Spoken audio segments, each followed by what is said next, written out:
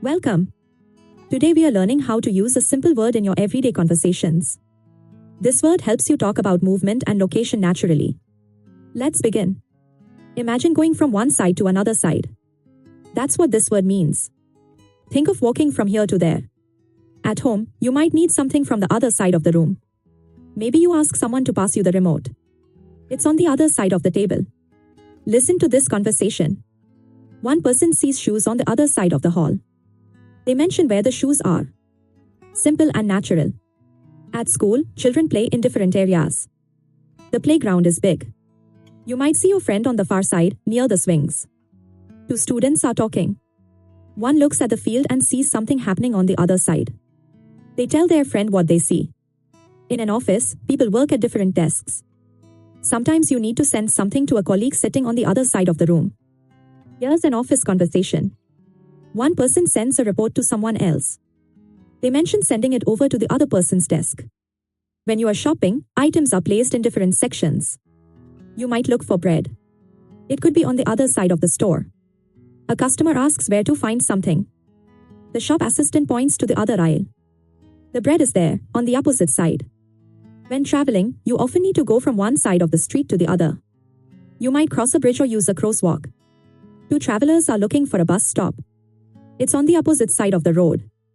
They need to cross over to reach it. During family time, people sit in different spots. Maybe grandma is sitting in the garden, on the far side of the yard. Family members talk about where someone is sitting. They see grandma on the other side and decide to go talk to her. Friends often gather in parks or rooms. You might notice your friend's bag on the other side of the room where you are sitting. One friend spots a bag. It's on the far side. They tell their friend where they saw it. Helpful and natural. At work, teams communicate with each other. Information travels from one department to another. Everyone stays connected. A message is shared with the whole team. It goes from one person to everyone else. Now the entire team knows the information. Let's look at common phrases. You'll hear these in daily life. The street, the table, the room, even the world. These are natural combinations.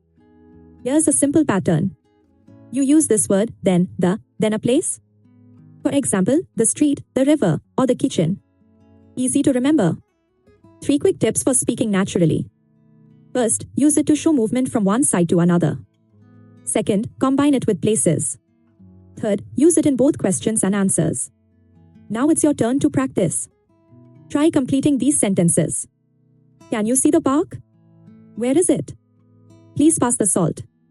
Where should it go? Imagine you are at home. Practice saying sentences about your house. Talk about passing things or seeing things in different parts of your home. Now think about school. Where do you see your friends? Where are things located? Practice describing locations naturally. When you travel, you cross streets and bridges. Practice saying where you need to go. Make it part of your natural speech. Let's review quickly. What does this word mean? It means from one side to the other.